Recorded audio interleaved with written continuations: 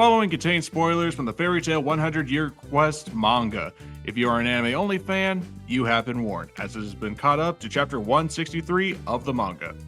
Fairy Tail is back. The Fairy Tail anime has returned, bigger and better than ever. It's been a long time since we've seen Team Natsu, but what are they doing? This isn't a next generation sequel like Boruto. No. Team Natsu has fled to a new continent for the legendary 100-year quest. You know, it's that one that Gildarts was gone for before running into Acnologia and got ripped apart like a bunch of Christmas presents. The Century Quest is the S-Class of S-Class quests, but what do they have to do? They need to find 5 legendary dragons and seal away their powers. There are still dragons left around post-Acnologia, but these dragons were in hiding and have become so powerful they have been given the title of the 5 Dragon Gods. Because the contractor, Elaseria, the Law Dragon Slayer, fears what would happen if these beasts continue to live on. As such, he has gone through numerous contractors and heroes, mages, all willing to take on the quest, but have all failed. And now, it is Team Natsu's turn to take a crack at this. And today, we're going to talk about those dragons here today. If you like Fairy Tail and you want more material, like, share, comment down below, and help this channel grow. I am always up for more Fairy Tail. It was my first anime, and I just have a great soft spot for it. The 5 Dragon Gods are 5 superior and possibly the remaining dragons left alive. Their power is possibly equal to or maybe even greater than the Dragon King and Great Dragon Hunter himself, Acnologia. These dragons went into hiding, waiting for the right moment to strike, with the first of these dragons being Mercuphobia, the Water Dragon God.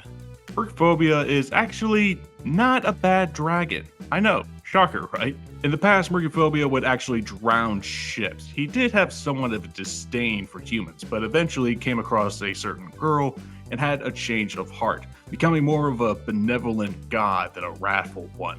He helped an entire town from drowning because his power became just uncontrollable in his later age. He was a benevolent god, kind-hearted, and was always willing to help. And man, this dragon, when he got into action, he was truly a god. Once he took on his serpentine dragon form, this guy could lift up seas, waters into the air like it was nothing. His breath attack overpowered Natsu's Fire King mode, the same kind of power that evaporated a lake.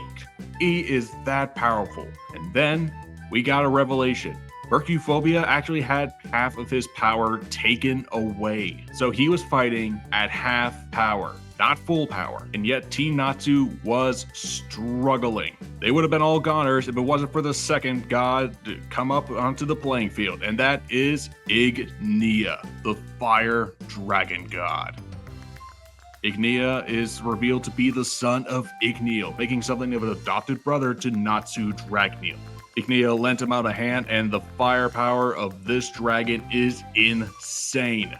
Ignia is not only a master manipulator and planner, willing to wait as long as it takes for his plan to come into fruition, but the firepower on this guy is insane.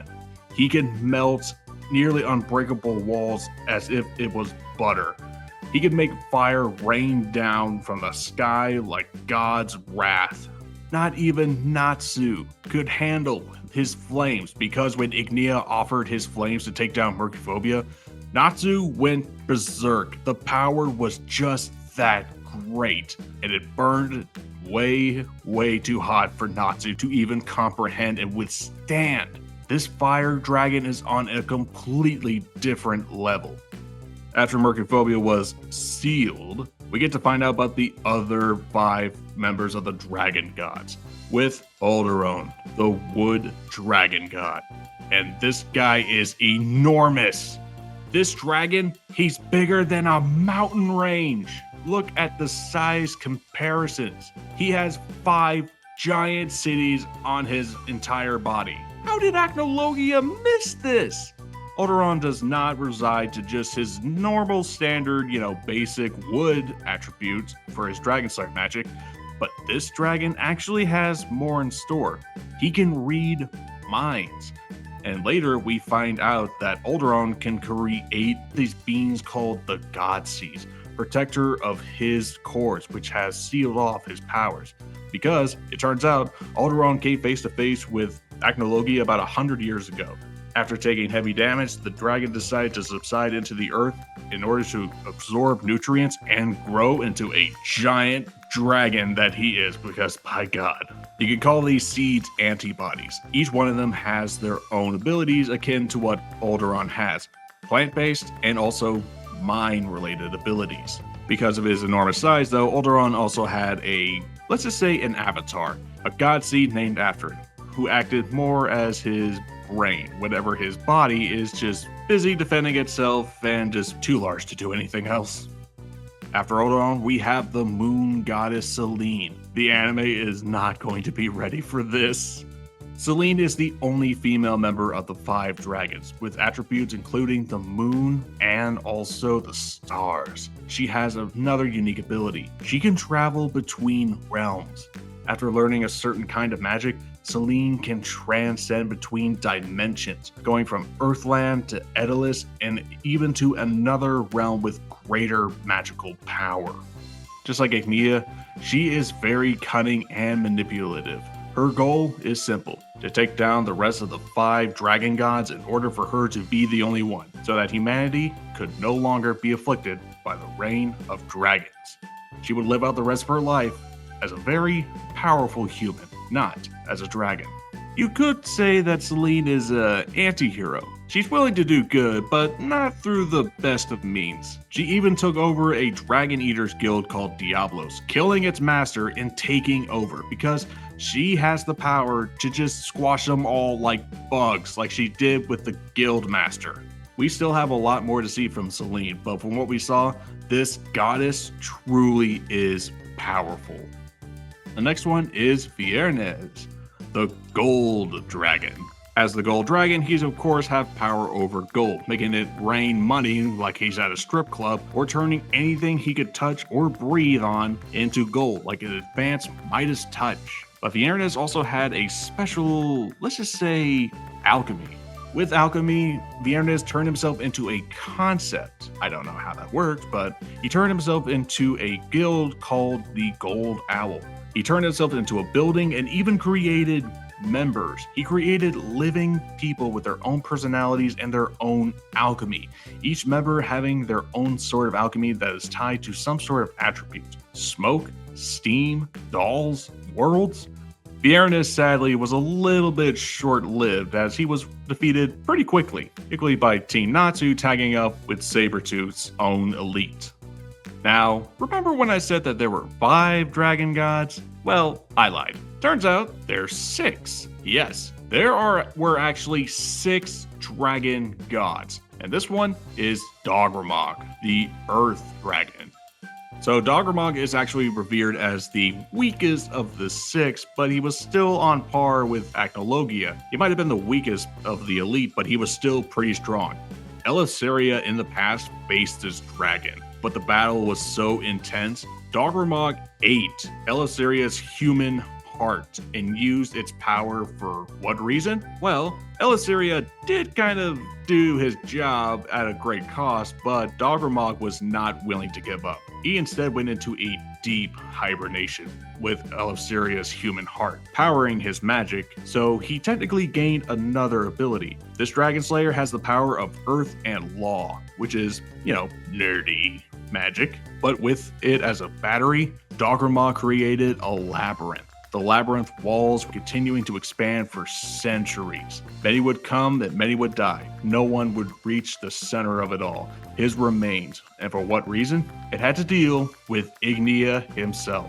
Acnologia and Dogramog were actually best friends, even considered to be brothers. They had a plan, some sort of plan for the Age of Dragons to return.